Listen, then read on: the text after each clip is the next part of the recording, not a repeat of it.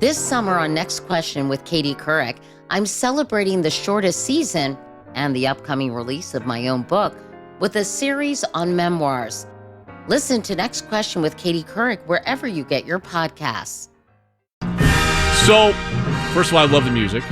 As someone who lived in Salt Lake and was working there in 2002 when the Winter Olympics came, and I mean, it was just an awesome experience, and the vibe around it is really fun. There's a lot of things with the Olympics that people say, oh, it's a money loser for a city, what have you.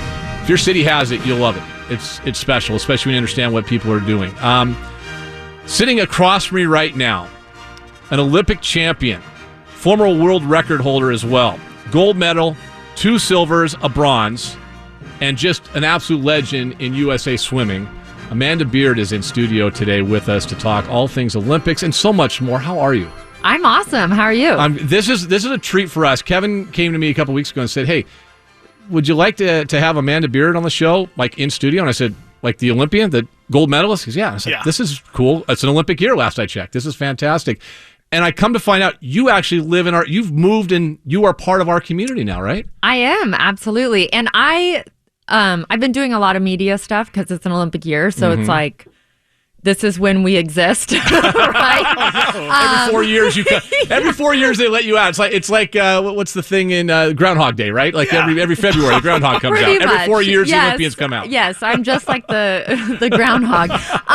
So I was super, super pumped to do this because I love sports. So just like listening to you read your headlines, it's fun for me. So this is like I feel like I'm at home when I'm around like sports people. Kevin, hire her right now. I know.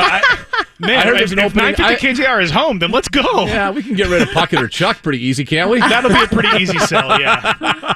Well, I mean, it is cool. So, first of all, how did you get up to this area? Because you're a Californian at heart, right? You're a Southern Californian. Yeah, I'm born and raised in Southern California. My parents were both born and raised up here, though. So They were raised in the University Place area. Yep. My grandpa was the principal of Curtis High School in University Place. Oh, wow. So my whole family was from here. But when my parents got married, they moved to California. So I was separated from the rest of the crew. And then I was training in Tucson, Arizona, and it was just too much heat. And we had to figure out, I can't do this anymore. And who doesn't want to live in the most beautiful state ever? Well, and welcome. And so you're in Gig Harbor now. I do want to kind of pump this up a little bit because you're doing something kind of cool over there, right? You have a swimming school or academy? What is it you're doing over there? So I have a swim school. So I built an indoor swimming facility, but it's not a swim team. It's not like for competitors or anything like that. It's just for water safety and learning how to swim and getting more kiddos in our community comfortable in and around water. So it's just making safer, smarter little kiddos. Well, I grew up, my parents were, especially my mom, was really, it was a big focus for us to all of myself and my 4 sisters to learn how to swim. Like it was just, we were always around the water. I'm always comfortable around the water. I think, Kevin, you are as well, right? Yeah. No, we had a boat. We went swimming in the Delaware River. And but I mean, that was, and we grew up, my grandparents were up in Canada, up in Sechelt, which is just across from Vancouver Island. And so we grew up swimming in salt water. That was like a big part of us. But I've always, we made sure our kids learned how to swim as well. It is kind of terrifying to think that there's kids out there with so much water going around. And this is the time of year you hear about that, right? Like, in fact, the young father, I think, that jumped in the water in Mercer Island and tragically died trying to save one of his kids. And he didn't know how to swim. Mm-hmm. That's just, it's unfortunately, scary. Yeah, you hear those stories way too often. And, so you have people of all ages that can't swim. And the water is not forgiving, know? So even if you're a strong swimmer, you have to have respect for it and understand it and know when to go in and when not to go in, And then we have cold water up here. So that adds a whole nother factor in. So even if you're kind of a decent swimmer, you jump in a cold water, lose your breath, your muscles don't react the same way. So now you're dealing with so many different factors. So it's a really important thing to pass on to every generation. If you have kiddos, get them in as soon as possible. If you don't know how to swim and you're an adult, it's not too late to learn as well. So it's just important little life skill to have. So pump up. So the website, or do you have a website? What's the best place? The facility's called Beard Swim Co. So you can go to beardswimco.com if you want to see what we do and what we're about, and some cute pictures of happy faces learning to swim. Now, and your kids are not competitive swimmers? No. So they're really good swimmers. Right. And I would imagine they are. Yeah. They're really great. So they probably could, if they wanted to be on a swim team, then they'd probably be pretty successful little swimmers. They're not super into it as far as like picking it as their sport, but we are, all of us in my crew, we all surf, so we're very much water people. My son is just baseball. That's all he is. So he's on a travel baseball team, and my daughter wants to follow in his footsteps, so she's just softball. So I'm on fields mostly. I'm not on round pools as much as I thought I would be, and I'm on baseball fields. And how old's your son? He is 12. Oh, so you got a few more years. Listen, I have a kid that just graduated from high school. People listen to the show know that because I talk about him all the time. And he was a baseball kid up through 8th grade. Now he's a football player, and basketball player. So yeah, the travel, you get to know a lot of Fairfield Inns. Yakima and Tri-Cities become your best friend. Right, yes. I love it. It's funny because there's a lot of parents that complain, oh my gosh, the schedule. I'm like, do you know what swimmers did? We're year-round. The amount, like my big meets for swimming were 8 days long. So my poor parents traveling around for so 3 days in Tri-Cities is nothing. Nothing. I'm super pumped because we go down to Portland this weekend. I'm like, this is amazing. Oh, that's 8 days? I'm sorry. Were there other things we want to talk about? 8 days? How old were you when you were doing 8-day swim meets? 13.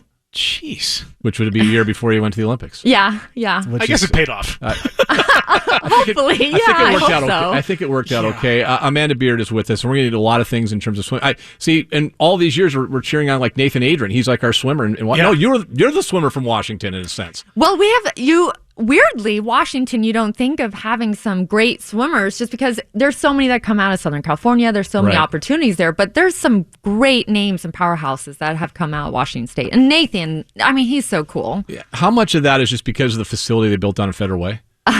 Well, then, I mean, it's the problem with that is that we have like the one facility in the whole state almost, where in California, where I grew up training, my high school had 2 pools the same size as the one pool at Federal Way. So I had 2 50-meter pools and another 25-yard lane pool at just my high school. And that's like all the high schools down there have those kinds of facilities. And then you have other facilities that aren't attached to schools. So I always joke you can spit in any direction and hit 10 different swim programs. That's which is a little different than up here with my high school. The Covington Aquatic Center serves like 4 high schools, and it's 25 meters long. So it's, I can understand that. Amanda Beard's in studio. All right, you mentioned you come out of, this is when you and others come out of hiding, right? Yeah. It's like, here we come. Here's our Olympians, and the legends in the Olympic Games in the U.S., they come out every 4 years. What goes through your mind this time of year when you, and let's assume, we'll make the assumption that Tokyo is going to happen even without fans. We'll get into that in a minute.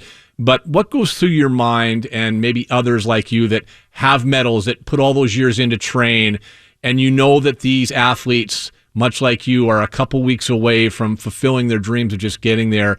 Do you have like emotions that come bubbling up to the surface when you see the games coming? Well, for me personally, yes, absolutely. And it's like a mixed bag of emotions where you have the, oh man, I wish I was with them. And of course their training trip this year is in Hawaii. And so I was like, oh, couldn't be in Hawaii. Any of those 4 times I did that. But then it's also one of those things where I then reflect back and think about the training I had to do and the sacrifice and dedication. I'm like, yeah, I'm good. I'll just watch it this time around. How much goes into that? Like when because I always think, we're watching Olympic the track and field trials are on, the swimming trials have been on, and we watch that, and you see these just elite athletes just trying to get there, and then when they, you finish 4th and you don't make the team, whatever the case is, can you kind of walk us through what a year or two preparing just for trials are like for these athletes? Yeah, I mean, it's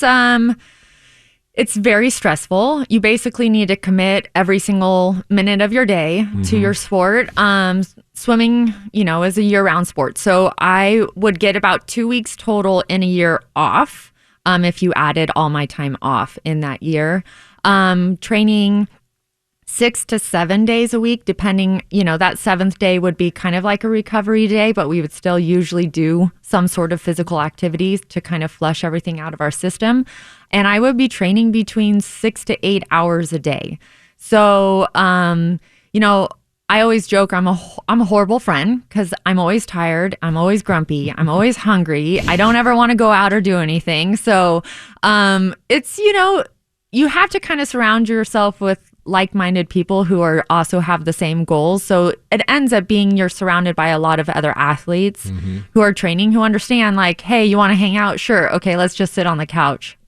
So I have no energy to do anything else. And we'll eat like, a couple thousand calories while we sit here. But and you can afford to, unlike the rest of us, you could afford to. Yeah, but the problem is I still try to think I can afford to do that. I'm not training 8 hours a day. So yeah, well, I'll just tell guys right now, Amanda's sitting here. I think you can afford a few extra calories, unlike the rest of us.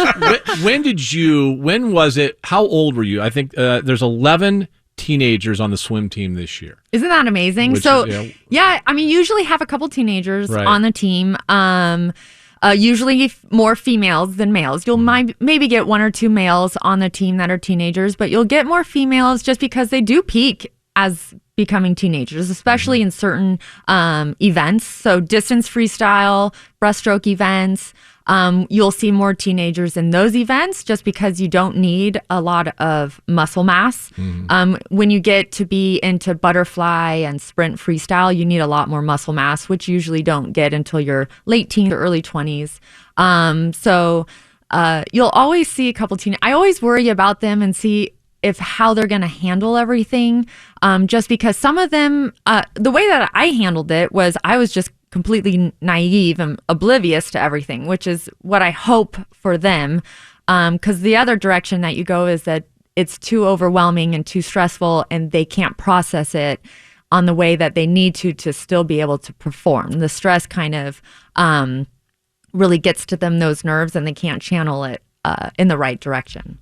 How old were you when you, I'm sure the first time you competed in swimming, because swimming is one of those sports, the Olympics are the goal, right? That's, college, maybe swimming in college, but the goal would be to swim in the Olympics. Yeah. How old were you, and when did you first say, I want to be an Olympian, and maybe when was the first time you realized you could be an Olympian?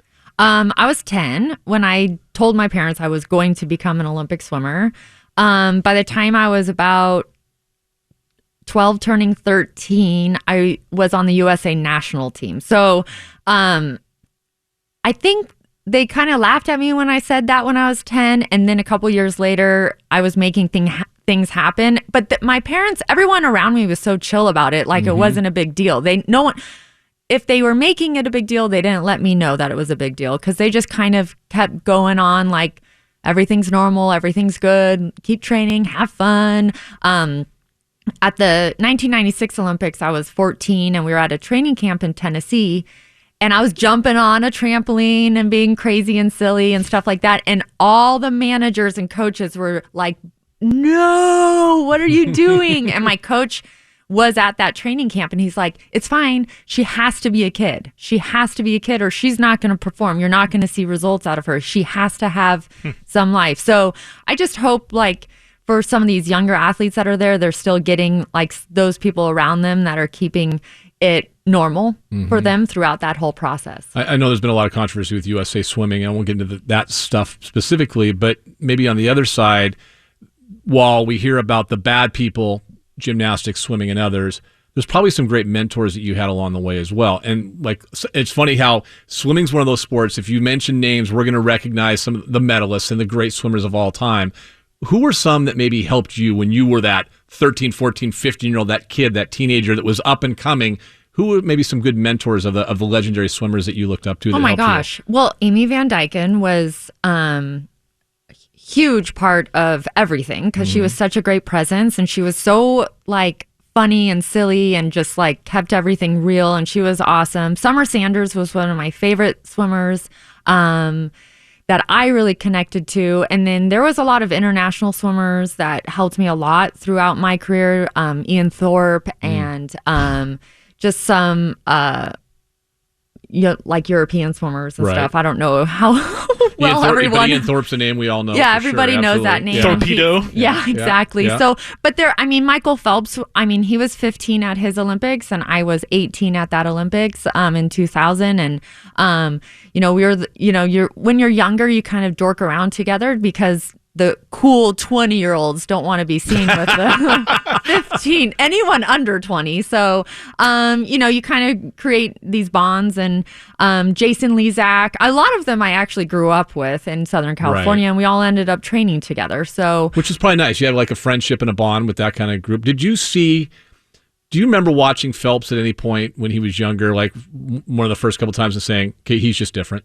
Yeah, you guys are all different anyway in terms of your elite level. Yeah, we're all a little bit off too. But just in terms of like when he's in the pool, he's the greatest, right?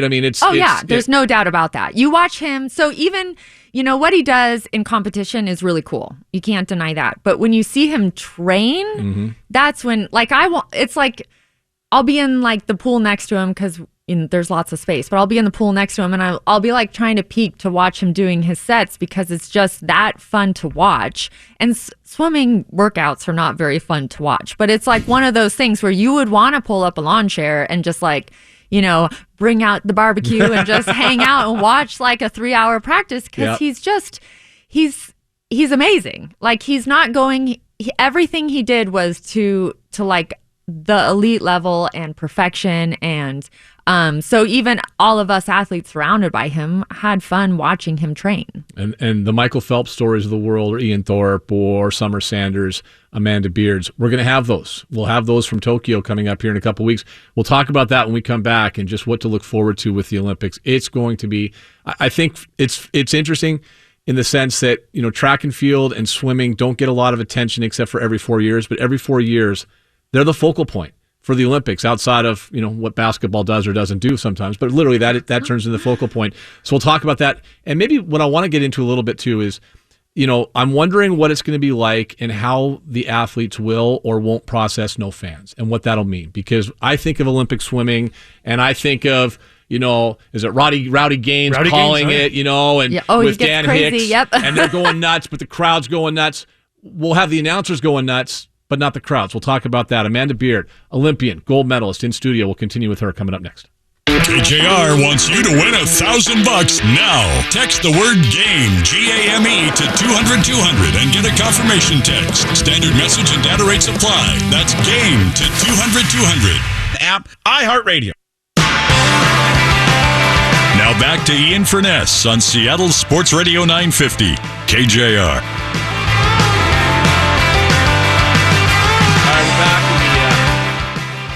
Getting ready for the Olympics, and we're excited today. By the way, streaming only on Peacock. John Wayne Gacy killed 32. Straight from the killer's mouth. They want you to believe that I alone committed these murders. The new gripping 6-part documentary series, John Wayne Gacy, Devil in Disguise. All episodes streaming now, only on Peacock.